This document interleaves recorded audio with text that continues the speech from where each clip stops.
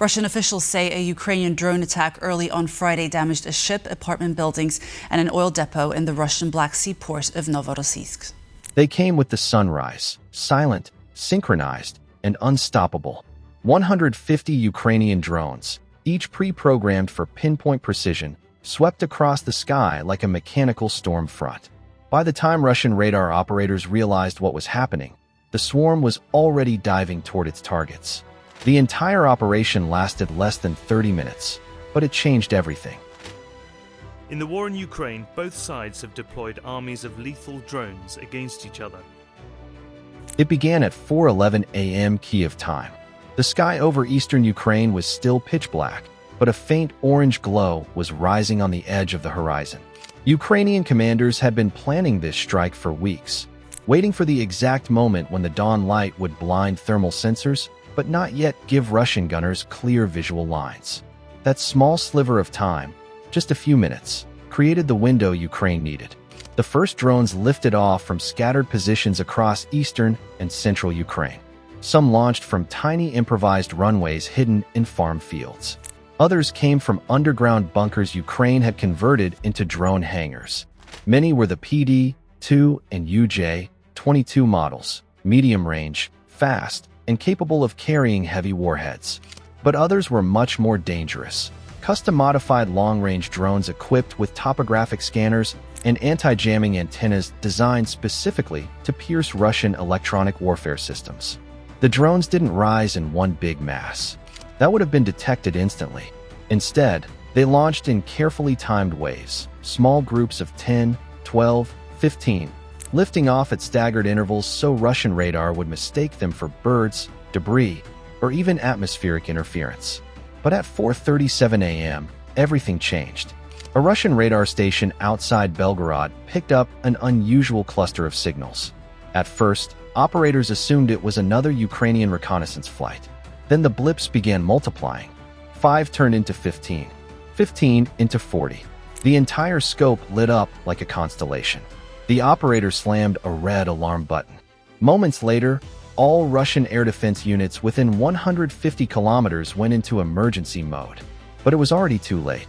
For the first time in the entire war, Ukraine had launched a synchronized, multi-vector drone strike across an entire region. 150 drones approaching from different directions, hugging terrain, slipping through radar shadows, and using the rising sun as a blinding shield. Their targets were not random. Ukraine had selected them with mathematical precision. 30 drones headed straight for Russia's ammunition hubs, massive storage warehouses full of rockets, shells, and artillery propellant. These facilities were the lifeline for Russian artillery units bombarding Ukrainian civilians along the front. Destroying even one would create chaos. Destroying multiple at once would trigger a logistical crisis. 40 drones aimed for Russia's S-300 and S-400 surface-to-air missile systems, the backbone of Russia's air defense network. These systems could shoot down aircraft, cruise missiles, and even hypersonics. But even they struggled against a dense swarm. 20 drones targeted fuel depots, especially the ones storing aviation fuel. If Russia couldn't keep its aircraft in the air, it couldn't retaliate effectively. The remaining drones were tasked with something even more ambitious: striking electronic warfare stations, command posts, and air defense coordination centers. Ukraine wasn't just trying to hit Russia's weapons. It was trying to blind them, break their chain of communication, paralyze their reaction time, and leave them scrambling in confusion. Russia realized the scale of the attack only when the first explosions lit up the horizon. At 4:44 a.m., a fuel depot northwest of Belgorod was hit by 3 drones in rapid succession. The first ripped through the roof, the second struck the storage tanks, the third detonated inside a pipeline junction. A pillar of fire rose into the sky, turning night into day. Residents miles away felt their windows shake. 5 minutes later, a second strike tore through an ammunition warehouse near Belgorod. Satellite images captured the blast as it blossomed outward like a massive fireball. The facility had been stockpiling Grad and Smerch rockets used to bombard Kharkiv. In seconds, the entire complex was gone. Russian air defenses scrambled. S-300 units fired dozens of missiles at incoming drones. Panzer systems opened up with autocannons, spraying the sky with tracer fire. But the swarm was too fast, too numerous, too spread out. For every drone intercepted, 2 more slipped through. Worse, many Ukrainian drones were decoys, cheap, expendable airframes whose entire purpose was to distract Russian gunners. They drew fire, overloaded targeting systems, and forced Russia to spend expensive missiles on worthless targets. Meanwhile, the real strike drones flew low, often just 20 meters above the ground, skimming forests, farmland, and riverbeds. Their flight paths were unpredictable, their signatures were small, and their timing was flawless. At 4:56 a.m., the biggest blow of the night landed. A Ukrainian drone dove directly into the command center coordinating Russia's air defenses for the entire Belgorod region. The strike wasn't huge, but it didn't have to be. It hit a communications hub, severing links between radar stations, missile batteries, and regional command. For nearly 6 minutes, Russia's air defenses went partially blind. Those 6 minutes were all Ukraine needed. Drone after drone broke through, hitting targets that had been unreachable for months. A radar station was struck. A missile storage facility took a direct hit. Even a remote electronic warfare array, believed to be responsible for jamming Ukrainian GPS guidance, was hit, knocked offline, and engulfed in flames. But then came the moment that shocked Russia the most. At 5:09 a.m., a group of 20 Ukrainian drones bypassed all air defenses and flew directly toward a major Russian airbase housing Su-34 strike aircraft. Russia scrambled fighters to intercept, but most couldn't take off because the base's primary fuel lines had been hit minutes earlier. Ground crews worked frantically in the chaos.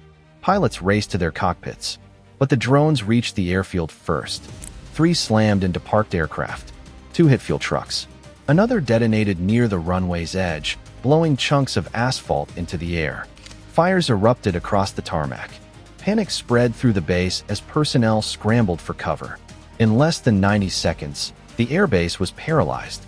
Back in Ukraine, commanders monitored everything through satellite feeds, drone telemetry, and battlefield sensors. They watched as one Russian facility after another went dark. They saw fireballs erupt across the border.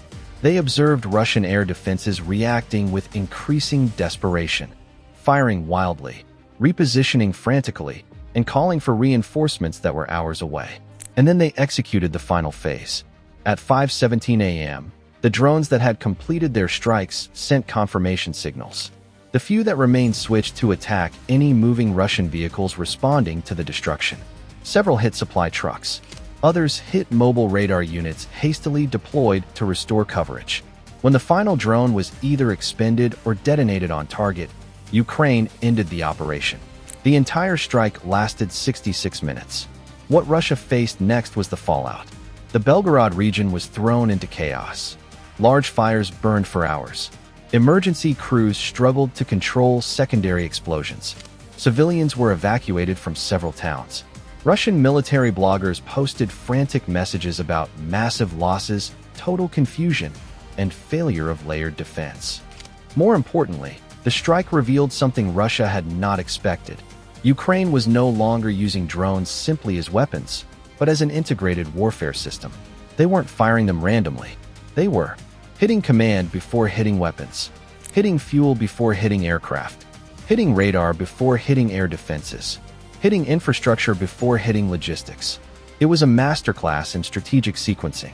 By the end of the day, analysts estimated the strike destroyed multiple ammunition depots, several fuel facilities, communication hubs, radar stations, a major airbase's operational capability, and possibly over a dozen aircraft and vehicles. But the real impact wasn't physical, it was psychological. Russian soldiers described the attack as overwhelming, impossible to track, and nothing like anything before. Some units reported going completely dark, no communications, no radar, no direction. For the first time, Russia realized Ukraine could coordinate mass drone attacks on the scale of a ballistic missile barrage, at a fraction of the cost, and with far greater precision. In Kyiv, the mood was different. Calm, focused, confident. The commanders behind the strike simply reviewed footage, analyzed performance, and prepared for the next operation. Because this wasn't just an attack, it was a message. Ukraine had evolved. It had adapted. It had mastered a form of warfare Russia was still struggling to counter.